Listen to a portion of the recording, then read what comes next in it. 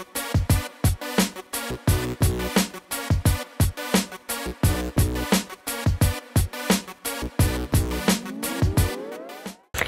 And welcome. आप देख रहे हैं बॉलीवुड रिपोर्टर और मैं हूं आपके साथ सोनाली। हाजिर हूं बॉलीवुड की अप टू डेट खबरों के साथ फिर एक बार। तो चलिए करते हैं आज के शो की शुरुआत और आपको दिखाते हैं बॉलीवुड रिपोर्टर की टॉप न्यूज। अपने करियर के लिए रणवीर ने अपनाई प्रॉफिट शेयरिंग डील। भंसाली के साथ चौथी बार बैजू बावरा में नजर आएंगे रणवीर। बॉलीवुड एक्टर रणवीर सिंह के लिए बीते 2 से 3 साल बॉक्स ऑफिस पर कामयाब नहीं रहे। एक्टर ने जिस फिल्म में हाथ डाला वो फिल्म फ्लॉप रही। ऐसे में अब एक बार फिर रणवीर ने अपने लकी चार्म के साथ हाथ मिला लिया है। मिस्टर सिंह ने एक बार फिर से बॉलीवुड के फेमस डायरेक्टर संजय लीला भंसाली के साथ काम करने का मन बना लिया है। भंसाली के साथ रणवीर पहले भी 3 हिट फिल्में दे चुके हैं। भंसाली के साथ रणवीर बाजीराव मस्तानी, गोलियों की रासलीला, रामलीला और पद्मावत कर चुके हैं।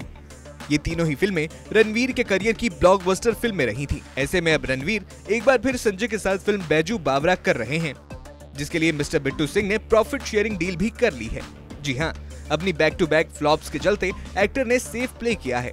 रणवीर ने इस फिल्म के लिए बर्डन ना बनते हुए प्रॉफिट शेयरिंग का सहारा लिया है।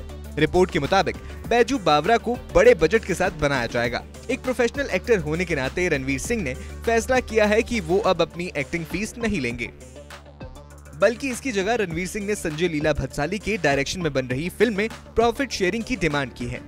मीडिया रिपोर्ट्स की माने तो बैजू बावरा के लिए जनवरी 2024 में रणवीर और आलिया भट्ट शूटिंग स्टार्ट कर सकते हैं। वैसे रणवीर आजकल हर कदम फूंक फूंक कर रख रहे हैं।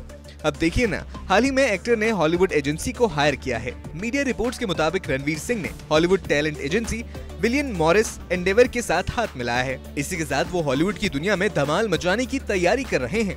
ये एजेंसी कई बड़े स्टार्स का काम देखती है, जिनमें Rihanna, Robert Pattinson, Kim Kardashian, Keanu Reeves, Emma Robert जैसे कई बड़े स्टार्स शामिल हैं। इतना ही नहीं, बी टाउन की आलिया को भी यही टैलेंट एजेंसी मैनेज करती है। वहीं आलिया अब अपना जल्द ही Hollywood debut film Heart of Stone से करती हुई नजर आने वाली है। वैसे YRF टैलेंट एजेंसी से दूर जाने के बाद से एक्टर को इंडिया की कलेक्टिव आर्टिस्ट नेटवर्क के थ्रू मैनेज किया जा रहा है, लेकिन एक्टर के इस कदम ने रणवीर के हॉलीवुड इंटरेस्ट को हवा दे दी है। आपको बता दें कि 2021 में आई रणवीर की फिल्म 83 भी बॉक्स ऑफिस पर कलेक्शन नहीं कर पाई थी।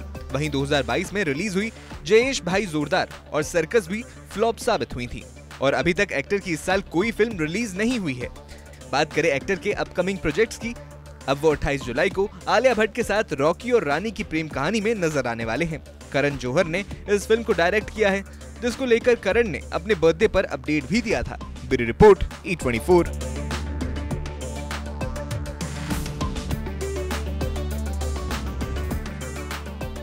वेटरन एक्ट्रेस सुलोचना लाटकर ने दुनिया को कहा अलविदा। महाभारत में शकुनी का रोल प्ले कर चुके गूफी पेंटल का भी हुआ निधन।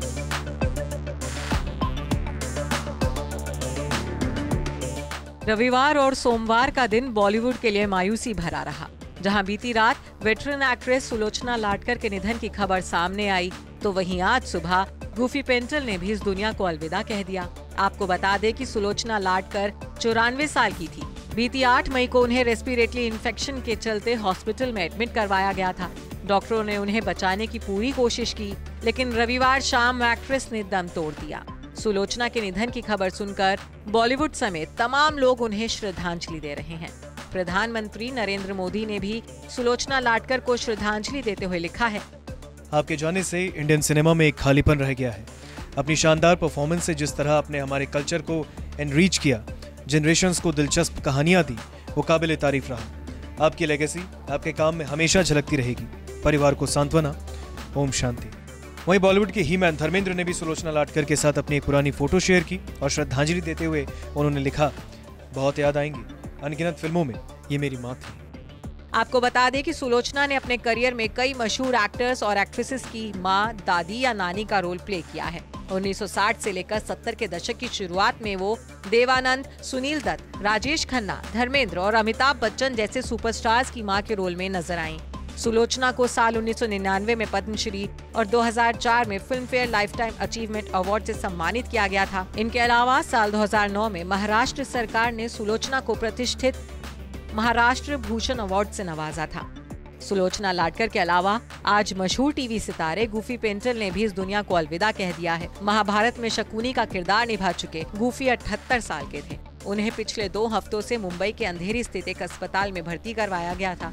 गूफी को दिल और किडनी की संबंधी बीमारी थी। एक्टर के निधन की खबर सुनकर टीवी इंडस्ट्री समेत तमाम लोग उन्हें श्रद्धांजलि दे रहे हैं। गूफी के करियर की बात करें तो वो एक्टिंग की दुनिया में कदम रखने से पहले इंजीनियर थे। इसी दौरान उन्होंने आर्मी में भी नौकरी की। इसके बाद गूफी 1980 के दशक में हिंदी फिल्मों के अलावा कुछ टीवी सीरियल्स में नजर आए।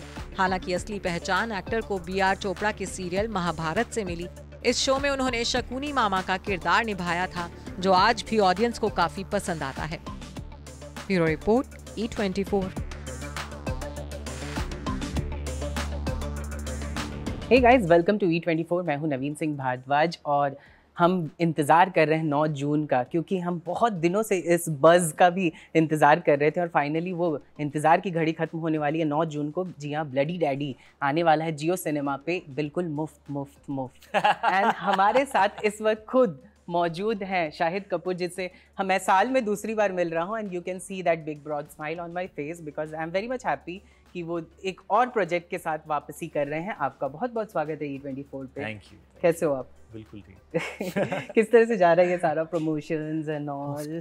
मुफ्त यार, हमें भी नहीं पता था कि पिक्चर फ्री में आने वाली है, but I think it's we are so fortunate that we are the film that is coming and it's coming for free, so more people can see it. Because एक एक्टर के लिए तो सबसे important ये होता है कि ज़्यादातर लोग उनकी फिल्म देखें। तो आई एम सो हैप्पी कि जो भी चाहे वो देख सकता है। Very excited about the film and out and out action genre for me after very long. So I'm excited to see लोगों को कैसा लगेगा। Teaser is out, trailer is out. हम ज़्यादा कहानी बता नहीं सकते फिल्म की, because एक दिन की कहानी है। Right. अच्छा शायद आपने प्रेस कॉन्फ्रेंस पे बताया था कि हमने ये फिल्म बनाई ही है OTT प्लेटफॉर्म के लिए, पर कहीं कुछ ऐसा जहन में आया था आपके और अली के कि नहीं यार थिएटर में भी करना चाहिए था? दूसरे लोगों ने बहुत बोला हमको और हमने सीरियसली सोचा भी इसके बारे में, लेकिन जो 1.5 साल पहले सोच के जो फिल्म बनाई थी ना, हम we wanted to stay true to that but ये ज़रूर हमने डिस्कस किया कि अगर अगला पार्ट बनाएंगे तो हो सकता है हम बिग स्क्रीन के लिए बनाएं, लेकिन ये कहानी जिस तरह की दुनिया है, जो लैंग्वेज है फिल्म के अंदर, गाने नहीं है, हीरोइन नहीं है, एक सर्टन वे में इस फिल्म को हमने कंसीव किया, जो हमें लगा कि डिजिटल प्लेटफॉर्म पे उस तरह का कंटेंट अच्छे से कंज्यूम होता है। तो हमने उसको मद्देनज़र रख के इसको काइंड ऑफ उसमें ढालने की कोशिश की। फिर सडनली अभी लोग बोल रहे हैं तो वो हमें ऐसा लगा शायद सही नहीं है, but it's a great compliment, so we are very happy to hear that. 2023 आपके लिए बहुत बेहतरीन है। फर्जी लोगों को आज भी ट्रेंडिंग है Amazon प्राइम पे, एंड ये फिल्म है। बहुत टाइम से सुन रहा हूँ 20 साल के बाद OTT पे वापसी हुई है। एंड आपने एक पहले इंटरव्यू में भी कहा है कि आपको एक्शन फिल्म करने का बड़ा मन था, एंड फाइनली ये मिल रहा है। ऐसा क्या खासियत इस फिल्म में था जिसको आपने इस फिल्म को यस कहा था for the action? Actually Ali और मेरी काफ़ी टाइम से बात चल रही थी। एक स्पोर्ट्स ड्रामा थी जिसमें ऑफ कोर्स स्पोर्ट था तो एक्शन था, उस टाइप का स्पोर्ट था। It was a combative sport. उसको लेकर हमने कुछ बात की थी कुछ वक्त के लिए, फिर वो हुआ नहीं।